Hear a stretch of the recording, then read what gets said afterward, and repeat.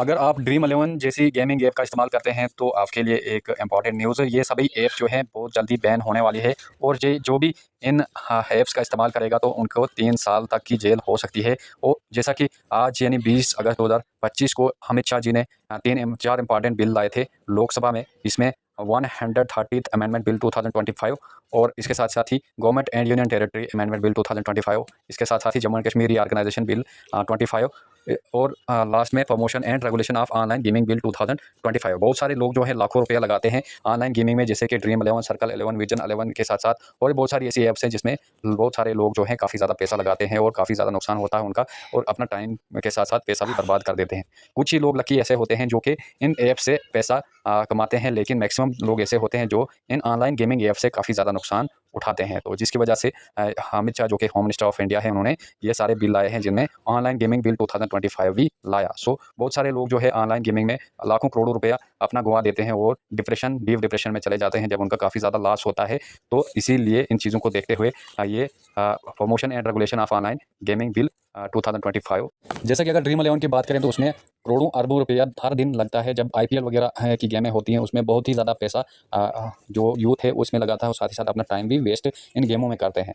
तो यही चीज़ को देखते हुए जैसे हम सर्कल 11 ऐप देखें या फिर विजन 11 की बात करें, और भी बहुत सारी ऐसी ऐप्स हैं जिनमें लोग अपना पैसा बर्बाद कर देते हैं। तो और बाहर की कंपनी में बाहर के लोगों ने भी इस गेम्स में काफ़ी ज़्यादा पैसा इन्वेस्ट किया है और काफ़ी ज़्यादा लोग इसमें परेशान भी हैं क्योंकि काफ़ी ज़्यादा पैसा इनमें लगाया जाता है। और बहुत सारे लोग भी ऐसे भी हैं जिनको काफ़ी बेनिफिट्स भी होता है जो इन इन कंपनीज में काम करते हैं।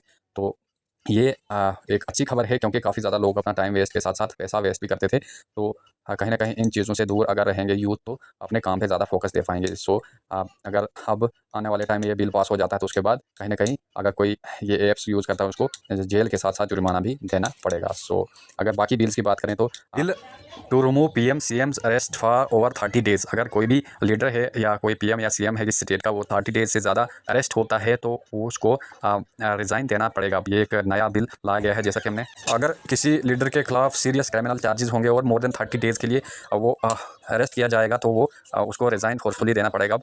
हमने देखा जब अरविंद केजरीवाल को जेल में डाला गया था तो उन्होंने रिज़ाइन नहीं दिया था। उसके बाद जब जेल से निकले तो उन्होंने रिज़ाइन दिया। तो आतिशी जी को सीएम बनाया था दिल्ली का। तो उस वक्त एक बहुत बड़ा क्वेश्चन अराइज हुआ था, क्या जेल से सरकार चलाई जा सकती है? इसीलिए ये इंपॉर्टेंट बिल लाए गए हैं। तो ये 130 अमेंडमेंट बिल लाया गया है जिसमें कोई भी मिनिस्टर के खिलाफ अगर सीरियस क्रिमिनल चार्जेस होंगे तो वो अगर 1 महीने के लिए अरेस्ट किया गया हो तो उसको ऑटोमेटिकली उसको रिजिग्नेशन देना पड़ेगा। सो आर्टिकल 35 में एक इंपॉर्टेंट और न्यू क्लास ऐड कर दिया गया है और इसके साथ साथ ही government of duties and amendment bill 2025। इसमें भी अगर 30 डेज़ का रूल जो है वो लागू होगा। जो 30 डेज से ज़्यादा अरेस्ट होगा तो ऑटोमेटिकली रेजिग्नेशन उसका हो जाएगा। Jammu and Kashmir reorganisation bill की बात करेंगे तो J&K का सीएम के को भी एक सेम फ्रेमवर्क में रखा गया है। इसमें सेक्शन 54 जो है रीऑर्गेनाइजेशन एक्ट 2019 को अमेंड किया गया है और इसमें भी सेम फ्रेमवर्क में CM of Jammu and Kashmir को रखा गया है। कुछ लोग इस बिल के खिलाफ है और कुछ इसके सपोर्ट में। जो सपोर्टर है वो कहते हैं कि इस बिल से कहीं ना कहीं गुड गवर्नेंस जो है कॉन्स्टिट्यूशनल मॉरलिटी में इंप्रूवमेंट होगी। और जो अपोजिट में है तो उन्होंने कहा कि ये मिसयूज़ भी हो सकता है, किसी स्टेट की गवर्नमेंट को गिराने के लिए सेंटर का भी ये यूज़ कर सकते हैं। सो फ्रेंड्स, ये थे इंपॉर्टेंट कुछ बिल जो हमने